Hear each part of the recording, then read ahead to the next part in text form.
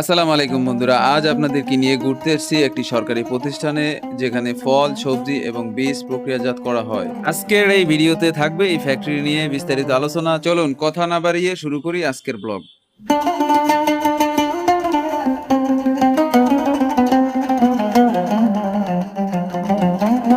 একটু সামনেই রয়েছে আমাদের সেই কাঙ্ক্ষিত সরকারি প্রতিষ্ঠান, যে প্রতিষ্ঠান সম্পর্কে বিস্তারিত আলোচনা থাকবে এই পুরো ভিডিও জুড়ে। এখন এই মুহূর্তে আমরা সেই সরকারি প্রতিষ্ঠানের গেটের সামনেই আছি। সত্যিকার অর্থে বাইরের চিত্র দেখে কখনোই কল্পনা করা যায় না যে এই প্রতিষ্ঠানের ভিতরের সৌন্দর্য এত সুন্দর। যতটাই ভেতরের দিকে যাচ্ছি ততটাই যেন সৌন্দর্য বেড়েই চলছে। আর বেশি কথা বলবো না, এবার আপনারাই উপভোগ করুন এই প্রতিষ্ঠানের আসল সৌন্দর্য।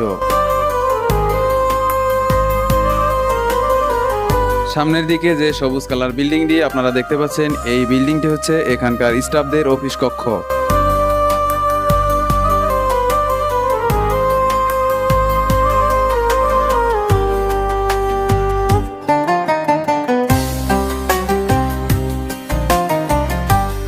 এই রাস্তাটি ধরে একটু সামনের দিকে এগোলেই আপনাদের চোখের সামনে পড়বে একটি ল্যাবরেটরি শেড।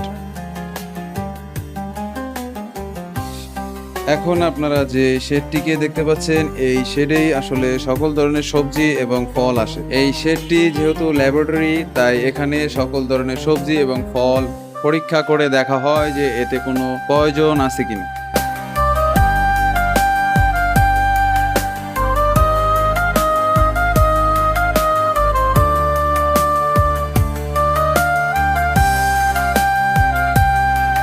এবার আমরা সরাসরি চলে আসলাম সেই শেডের ল্যাবরেটরি স্পেসে।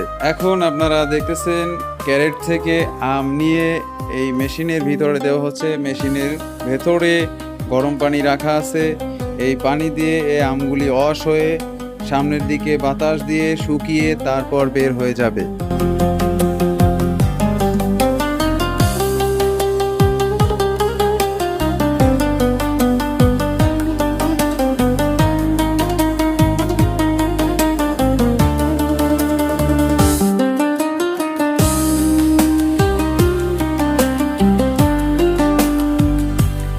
সকল আমগুলি ওয়াশ করার পরে শুকিয়ে তারপর এই রুমটিতে নিয়ে আসা হবে। এই রুমটিতে ক্যারেটে ক্যারেটে আম রেখে মেডিসিন স্প্রে করে এই আমগুলোকে পচন থেকে সুরক্ষিত রাখবে এবং পোকামাকড় থেকে সুরক্ষিত রাখবে।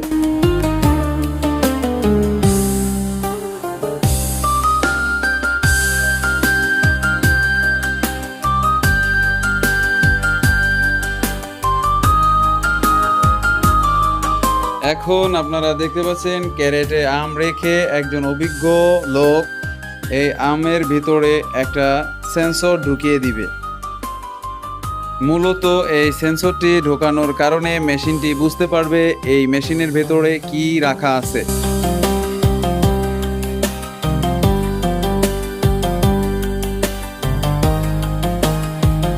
সকল আমের ক্যারেটগুলি এই মেশিনের ভেতরে ঢোকানোর পরে এই মেশিনের ভেতরে এই আমের ক্যারেটগুলি 3 ঘন্টার মতো থাকবে।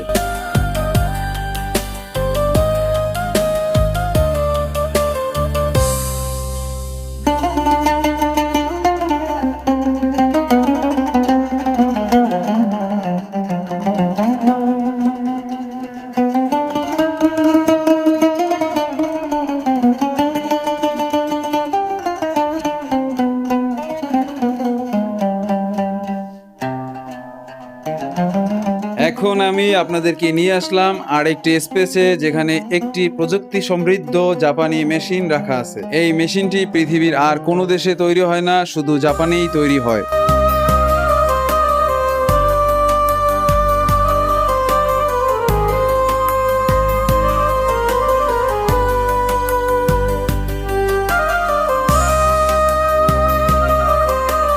এখন আপনারা চোখের সামনে যে মেশিনটি দেখতে পাচ্ছেন, এই মেশিনটিতে খোলা আম রাখলে এগুলো একেবারে প্যাকেট হয়ে সামনে থেকে বের হয়ে যায়।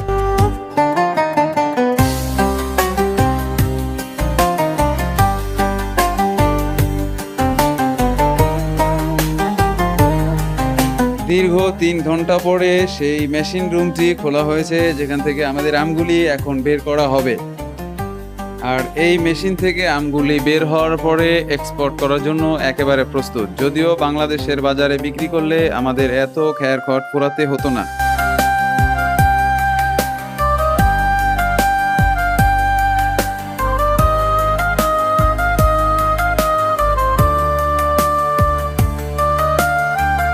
কিছুক্ষণ আগে আপনাদেরকে যে মেশিনটি দেখিয়েছিলাম, ওই মেশিনের ভেতরে এই কার্টনগুলি দেওয়া হয়, তারপরে খোলা আম দেওয়া হয়। খোলা আমগুলি এই কার্টনের ভিতরে ঢুকে টেপ, কস্টিপ সব কিছু কমপ্লিট হয়ে সামনের দিক থেকে বের হয়ে আসে।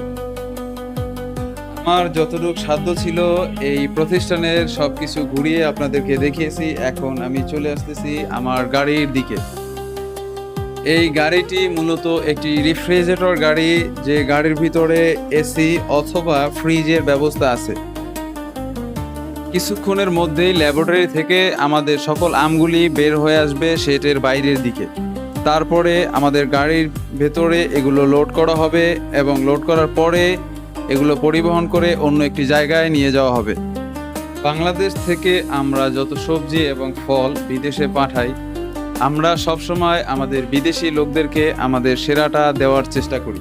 বাংলাদেশে সবথেকে ভালো মানের এবং উচ্চ ফলনশীল যে ফলগুলি হয়ে থাকে, এই ফলগুলি কিন্তু আমরা বিদেশে রপ্তানি করে থাকি। তো টোটালি যদি আমি একটা কথা বলি, মানে এই জায়গাটা আসলে এত সুন্দর, মানে এক কথা অনেক সুন্দর, অনেক, মানে যেটা আসলে ভাষায় বোঝানো সম্ভব না। জায়গাটা খুবই সুন্দর। এটা কিন্তু ঢাকা থেকে দূরে না, ঢাকার একদমই কাছাকাছি এরিয়া। যেমন গাবতলির আশেপাশে একটা জায়গা, দেখেন কত সুন্দর একটা জায়গা। ভিতরের পরিবেশটাও কিন্তু আসলে অনেক সুন্দর। প্রিয় বন্ধুরা, আজকে এখানেই বিদায় নিতে হবে। এরকম ইন্টারেস্টিং ভিডিও পেতে আমাদের পেজটিকে ফলো দিতে ভুলবেন না।